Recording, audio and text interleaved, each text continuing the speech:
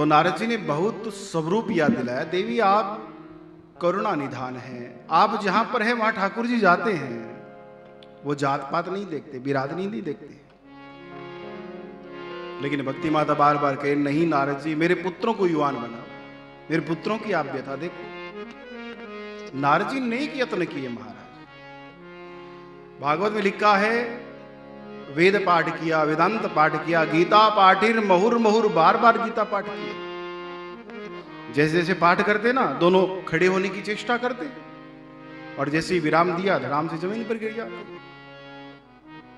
भक्ति ने अपनी उत्पत्ति बताई है, जन्म कहां हुआ, सम्मानित कहां हुई, कहां वृद्ध हुई, यहां आकर मैं जवान हुई, मेरे पुत्र वृद्ध हो गए।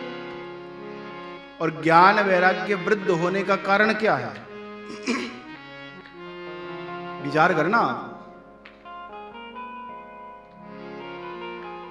जीवन में बहुत ऐसे संयोग हमने देखे हैं,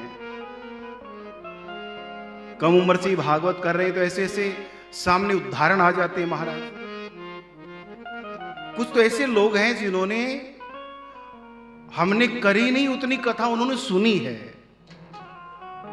लेकिन फिर भी तृष्णा नहीं मिटी, फिर भी मोह नहीं टूटा है। कारण क्या है? ज्ञान और वैराग्य वृद्ध है। जब तक कथा में बैठते हैं तब तक वैराग्य आएगा, ज्ञान आएगा, कल से भजन करेंगे भैया, कल से ये करेंगे भैया, कल ये हो जाएगा, पता नहीं कब जाना पड़ जाए। विचार करना, जैसे ही पंडाल से बाहर निकले सब रात रात। वैराग्य तो बड़ा खतरनाक होता है। वैराग्य 3 प्रकार के होते हैं। एक होता है मरकट वैराग्य।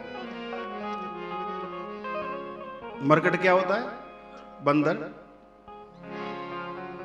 रात एक बंदर ने बड़ा परेशान किया हमें भी, बड़ी मुश्किल से पीछा छुड़ाया, पूरी रात गेट बजा रहा था वो।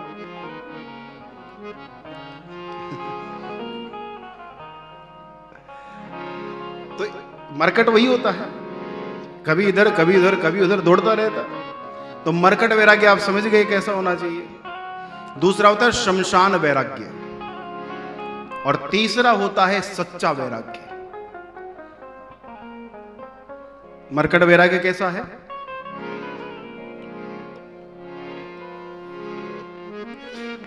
सरकारी नौकरी किया करते थे श्रीमान जी, बुढ़ापा आया, रिटायर हो गई, इधर पत्नी भगवान को धाम चली गई, अकेले हो गए बिल्कुल।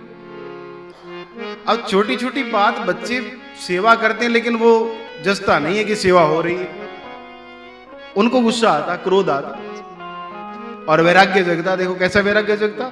आदमी जब दुखी होता है ना, तब वैराग्य जगेगा महाराज, वो होता है मरकट वैराग्य। अपनी जिम्मेदारियों से भागकर वैराग्य पैदा करना, अपने दुख के अनुरूप वैराग्य पैदा करना, वो मरकट वैराग्य होता है। दुख आया वैराग्य जाग गया, सुख आया भूल गए, यही होता है। तो कभी होता ही है नॉर्मल, चाय में चीनी कम आ जाए तो वैराग्य जग जाता महाराज। सेवा नहीं करता कोई, चले जाएंगे वृंदावन, वापस आएंगे नहीं तुम्हारे यहां पर। बेचारी बहू सेवा करती, लेकिन फिर भी मानते नहीं थे वो। एक दिन सवेरे सवेरे 5 बजे चाय आई और वैराग्य जग गया, और 7 बजे तो वैराग्य ने अपने सूटकेस ले लिया महाराज। स्टेशन पहुंच गए 7 बजे, तो चले जाएंगे, वहीं आ जाना, किसी को आशीर्वाद दिलाना है तो। कोई सेवा ही नहीं करता। फिर क्या हुआ? बोले 7:30 बजे वापस घर आ गए। छोटे वाले पोते की याद आ गई। मरकट वैराग्य टिकता नहीं है। और दूसरा शमशान वैराग्य, और ये बड़ा जोर का आता है महाराज। तभी तो कहा है ना, जीवन में वर यात्रा कम करना, लेकिन शव यात्रा ज्यादा करना।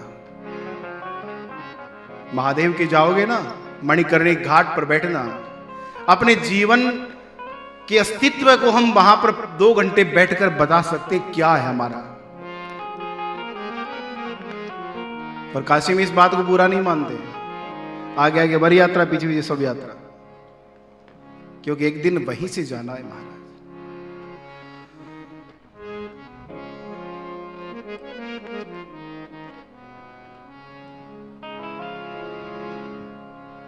शर्मा जी वर्मा जी 2 मित्र थे, सवेरे मॉर्निंग वॉक करने जाते साथ, आते थे साथ में, एक इधर गया एक इधर आ गया, और दोनों मित्र चौक पे मिले हैं, ठीक है थोड़ी देर बाद आते हैं, ऑफिस में मिलेंगे। और महाराज ऐसा हुआ कि घर पहुंचते शर्मा जी का फोन आ गया और वर्मा जी तो गए। यकीन नहीं हो रहा था, ऐसा भी हो सकता है, अरे अभी तो साथ थे, ऐसा ही होता है। और फिर सवेरे सवेरे ठंडी के अंदर जाना पड़ा मरघट में, और जैसे ही गए महाराज, अपनी बीती बता रहा हूं मैं, और जो जाता है वो पता है सबको, उस परिस्थिति को जब हम देखते हैं ना कि जिस दिन हमारे साथ ऐसा होना है वही वैराग्य जग जाएगा। जैन समुदाय में एक संत होते थे तरुण सागर जी, बड़ा भयानक बोलते थे वो। एक बात बड़ी अच्छी लगती थी मुझे हमेशा, वो कहते कि शमशान घाट शहरों के बाहर क्यों बनाते हैं, एकदम बीचों बीच चौक पे बनाना चाहिए।